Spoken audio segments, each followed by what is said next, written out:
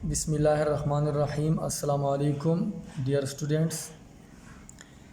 कल मैंने आप लोगों को बताया था कि मास स्प्रिंग सिस्टम या मास अटैच विद स्प्रिंग जो है वो क्या करता है, सिंपल हार्मोनिक मोशन करता है। सिंपल हार्मोनिक मोशन आपको पता है कि वो वाइब्रेटरी मोशन है। तो ये मास अटैच विद स्प्रिंग जो है ये वाइब्रेटरी मोशन तो करता है, हम जानते हैं पहले से, लेकिन इसकी मोशन जो है ये SHM भी है, सिंपल हार्मोनिक मोशन भी है। कैसे सिंपल हार्मोनिक मोशन है, उसकी जो रिलेशन है, सिंपल हार्मोनिक मोशन की जो रिलेशन है, A is directly proportional minus x के, एक्स डिस्प्लेसमेंट है, ये रिलेशन है सिंपल हार्मोनिक मोशन की।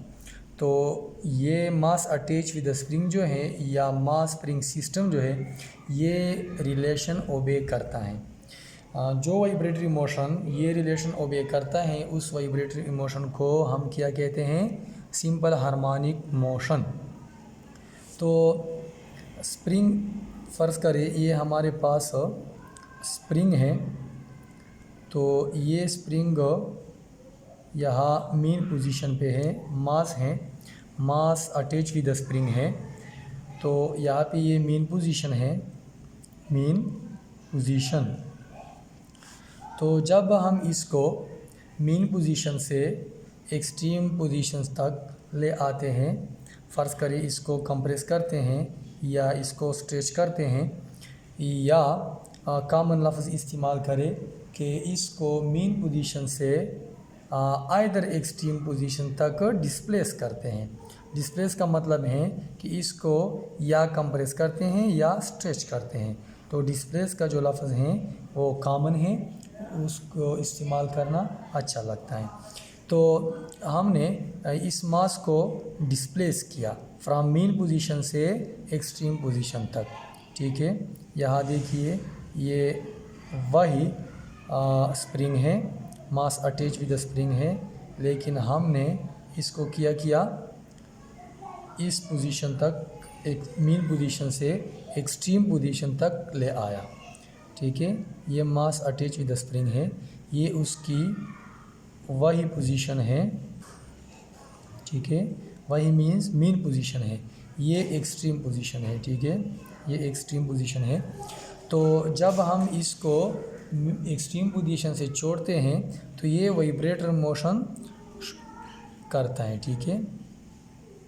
किस तरह, ये भी एक्सट्रीम पोजीशन है, तो ये एक्सट्रीम पोजीशन और इस extreme position in main position के इर्द गिर्द या मेन पोजीशन के टू एंड फ्रो मोशन करता है। तो ये मोशन आपको पता है कि ये वाइब्रेटरी मोशन है, लेकिन हम यहाँ पे शो करेंगे कि ये क्या है, सिंपल हार्मोनिक मोशन है।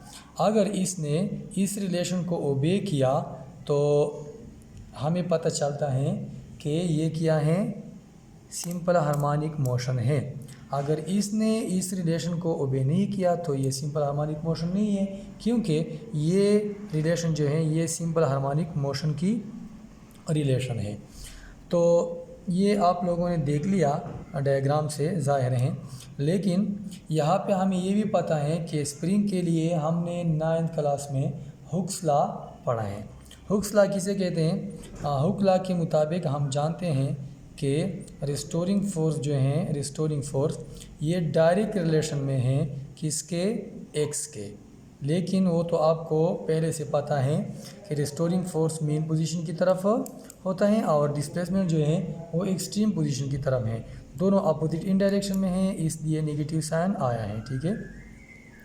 तो यहाँ पे रिस्टोरिंग फोर्स ये हुक्स लॉ है, क्या है, ये हुक लॉ है according to Hooke's law. Hooke's साइंसदान का नाम था, ठीक है, हुक्स लॉ। तो हुक लॉ के मुताबिक हम ये जानते हैं कि रिस्टोरिंग फोर्स जो हैं ये एक्स के डायरेक्टली प्रोपोर्शनल है, और नेगेटिव साइन इसलिए आए हैं कि रिस्टोरिंग फोर्स मेन पोजीशन की तरफ है और एक्स जो है वो एक्सट्रीम पोजीशन की तरफ है। ये मेन पोजीशन की तरफ है रिस्टोरिंग फोर्स और वो एक्सट्रीम पोजीशन। तो रिस्टोरिंग फोर्स हम इसको रिलेशन को इक्वेशन में चेंज करते हैं तो आपको पहले से पता है कि जब हम रिलेशन को इक्वेशन में चेंज करते हैं तो हम कांस्टेंट को ले आते हैं, ठीक है। तो कांस्टेंट यहाँ पे क्या है, के हैं माइनस के एक्स। तो ये के जो है ये स्प्रिंग कांस्टेंट है, क्या है, स्प्रिंग कांस्टेंट के कांस्टेंट है, ठीक है। के जो है ये क्या है, इज स्प्रिंग कांस्टेंट। और ये यहाँ पे प्रोपोर्शनलिटी कांस्टेंट के तौर पे इस्तेमाल हुआ। यहाँ पे के जो है ये प्रोपोर्शनलिटी कांस्टेंट है।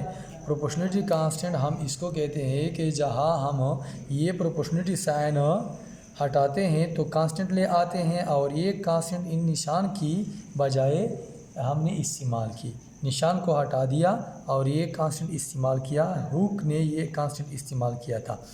लेकिन के जो है ये इसका अपना जो नाम है वो स्प्रिंग कांस्टेंट है। दूसरा नाम भी है, इसको फोर्स कांस्टेंट भी कहते हैं, फोर्स कांस्टेंट, फोर्स कांस्टेंट। इसको हम फोर्स कांस्टेंट भी कह सकते हैं, किसको, इस के को। दो नाम है, स्प्रिंग कांस्टेंट भी है और फोर्स कांस्टेंट भी है।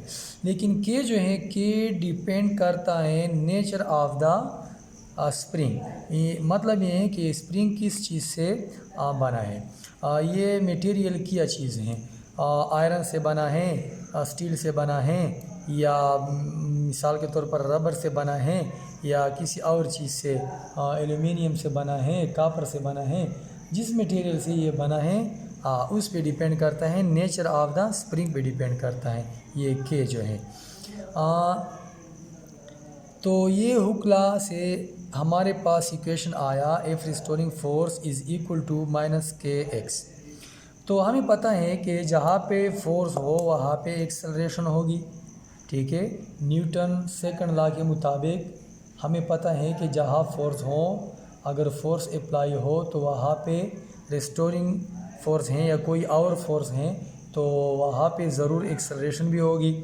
तो according to Newton second law, according to Newton's second law of motion, तो ये सेकंड लॉ ऑफ मोशन है। सेकंड लॉ ऑफ मोशन के मुताबिक हम जानते हैं कि F is equal to ma। लेकिन यहाँ पे हमारे पास जो फोर्स हैं वो रिस्टोरिंग है, तो हम यहाँ पे रिस्टोरिंग लिखेंगे, ठीक है। फोर्स जो है ये किसके बराबर है, ma के बराबर है। यहाँ पे मास जो है m, ये मास अटैच विद स्प्रिंग जो है ये मास है, ये m ये मास है, ठीक है। मास अटैच विद स्प्रिंग जो है वो ये है। तो इसको हम नाम देते हैं इक्वेशन 2। तो इक्वेशन 1 और ये इक्वेशन 2 को हम कंपेयर कर सकते हैं क्योंकि दोनों रिस्टोरिंग फोर्स हैं। तो यहाँ पे हम लिखते हैं कि कंपेयरिंग इक्वेशन 1 एंड 2, ठीक है। तो हमें मिलता है वी हैव, हमें क्या मिलता है, तो ma मिल गया। ma बराबर है किसके, माइनस के एक्स के। तो ये कंपैरिजन से हमें मिल जाता है ma is equal to minus के एक्स। यहाँ पे f रिस्टोरिंग फोर्स है, यहाँ पे फोर्स जो है ये रिस्टोरिंग फोर्स हैं, ये बराबर है माइनस के एक्स के, ये बराबर है ma के। तो रिस्टोरिंग फोर्स और रिस्टोरिंग फोर्स तो आपस में बराबर हैं, तो इससे साबित होता है कि ma भी माइनस के एक्स के बराबर होगा। तो इक्वेशन 1 और इक्वेशन 2 को हमने कंपेयर किया तो ये आया हमारे पास। तो यहाँ पे हमें चाहिए एक्सेलरेशन, m को उधर ले आते हैं, ठीक है। तो m यहाँ पे क्या है, मल्टीप्लाई है, वहाँ पे डिवाइड होगा, आपको पता है मैथ्स का कानून। तो इस तरह होगा, m यहाँ पे क्या है, मल्टीप्लाई है a को, तो उस तरफ डिवाइड में आ जाएगा, डिवीज़न में। तो यहाँ पे ये माइनस जो है ये मैं देता हूँ किसको, x को। तो हम ये इस तरह भी लिख सकते हैं कि माइनस एक्स। यहाँ ब्रैकेट ज़रूरी है क्योंकि अगर आप ब्रैकेट नहीं लिखे तो इसका मतलब है कि k/m माइनस एक्स, तो इसका जो मतलब है वो सही नहीं आता, ठीक है। तो मतलब बिगड़ता है। तो k जो है आपको पता है कि ये k कांस्टेंट है और m जो है ये भी कांस्टेंट है, मास अटैच विद स्प्रिंग वो भी कांस्टेंट है, और k भी कांस्टेंट है, दोनों कांस्टेंट हैं। तो कांस्टेंट को अगर कांस्टेंट पे आप डिवाइड करें तो फिर भी कांस्टेंट आएगा, ठीक है। तो ये कांस्टेंट आता है, कांस्टेंट को अगर कांस्टेंट पे डिवाइड करें तो फिर भी कांस्टेंट आता है, ठीक है। तो हम क्या करेंगे, तो इस कांस्टेंट और मसावी को क्या करेंगे, कांस्टेंट और मसावी को मतलब ये है कि ये इक्वेशन है, इक्वेशन को जब हम रिलेशन में तब्दील करते हैं, इक्वेशन को जब हम रिलेशन में तब्दील करते हैं तो इस कांस्टेंट को हम हटाएंगे। तो इस तरह हम लिख सकते हैं कि -x। तो ये रिलेशन जो है ये तो आपको पहले से पता है कि ये क्या है, ये सिंपल हार्मोनिक मोशन की रिलेशन है। तो इससे साबित हुआ कि ये रिलेशन किससे आया, ये मास attach with spring, mass attach with spring से ये रिलेशन हमारे पास आया। तो इससे साबित हुआ कि ये मास अटैच विद स्प्रिंग जो है ये किया करता है, ये सिंपल हार्मोनिक मोशन करता है, ठीक है, एग्जीक्यूट करता है, मोशन करता है सिंपल हार्मोनिक मोशन। तो फर्स्ट ऑफ ऑल ये है कि इसकी जो मोशन है ये तो वाइब्रेटरी मोशन है, पहले से इसकी मोशन वाइब्रेटरी मोशन है, लेकिन ये वो वाइब्रेटरी मोशन है जो ये रिलेशन ओबे करता है, ठीक है। ये सिंपल हार्मोनिक मोशन की रिलेशन है, तो सिंपल हार्मोनिक मोशन की रिलेशन ओबे करता है। तो जो vibratory motion simple harmonic motion की रिलेशन ओबे करते हैं तो वो भी सिंपल हार्मोनिक मोशन होती है, ठीक है। तो यहाँ पे मास अटैच विद स्प्रिंग की मोशन जो है वाइब्रेटरी मोशन ये SHM है, ठीक है। इससे साबित हुआ कि ये SHM है। तो इस पे मुख्तलिफ सवालात आते हैं कि show that the mass spring system execute simple harmonic motion, या इस तरह भी आते हैं कि शो दैट या prove that mass attach with spring जो है एग्जीक्यूट्स सिंपल हार्मोनिक मोशन, ये सिंपल हार्मोनिक मोशन करते हैं। मुख्तलिफ़ किस्म के सवाल आते हैं। तो आप पहले थोड़ा बहुत अंग्रेज़ी लिखेंगे, मतलब ये कि डिराइवेशन करेंगे आप। Consider a mass m attach with spring, ये मास m है, अटैच विद स्प्रिंग है, टू स्प्रिंग है या विद स्प्रिंग है, ऑफ स्प्रिंग कांस्टेंट, इसकी जो स्प्रिंग कांस्टेंट है वो क्या है, k है। Having from a fix support, ये फिक्स सपोर्ट है, फिक्स सपोर्ट से क्या है, सस्पेंडेड है।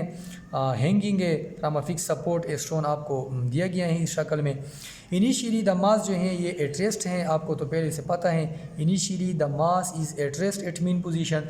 When we apply some force on the mass to displace it from mean position to either extreme position, जब हम इसको मीन पोजीशन से आइदर एक्सट्रीम पोजीशन की तरफ ले जाते हैं, डिस्प्लेस करते हैं, तो क्या करते हैं, एंड रिलीज इट, जब इसको रिलीज़ करते हैं एक्सट्रीम पोजीशन से, तो आपको पता है कि then it starts vibratory motion about its mean position. तो इट्स मीन पोजीशन, अपनी मीन पोजीशन के इर्द गिर्द वो क्या करेगा, वाइब्रेटरी मोशन शुरू करेगा, ठीक है। तो हम ये शो करेंगे कि ये वाइब्रेटरी मोशन जो है ये SHM है। तो हमने ये कैलकुलेशन की, हुक्स लॉ से भी हेल्प ली, क्योंकि यहाँ पे स्प्रिंग है, स्प्रिंग के लिए हुक ने अपनी लॉ तैयार की है, तो हुक्स लॉ से हेल्प ली। उसके साथ साथ न्यूटन सेकंड लॉ से भी हेल्प ली, न्यूटन सेकंड लॉ भी इस्तेमाल होता है, यहाँ पे अप्लाई होता है। तो दोनों को हमने कंपेयर किया, रिस्टोरिंग फोर्स दोनों हैं, तो कंपेरिजन से रिलेशन आया हमारे पास। तो इससे साबित हुआ कि मास अटैच विद स्प्रिंग जो है या मास स्प्रिंग सिस्टम जो है वो क्या करता है, वो सिंपल हार्मोनिक मोशन करता है। मतलब ये है कि ये रिलेशन ओबे की, in since the motion of mass attach with spring जो है ओबेज द रिलेशन, जिस रिलेशन को ओबे करता है इस रिलेशन को, therefore it executes SHM।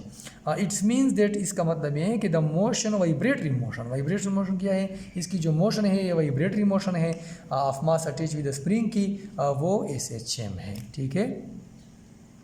Dear, subscribe करें चैनल को, सब्सक्राइब करना और वो बेल आइकन जो है वो ज़रूर दबाए। शुक्रिया।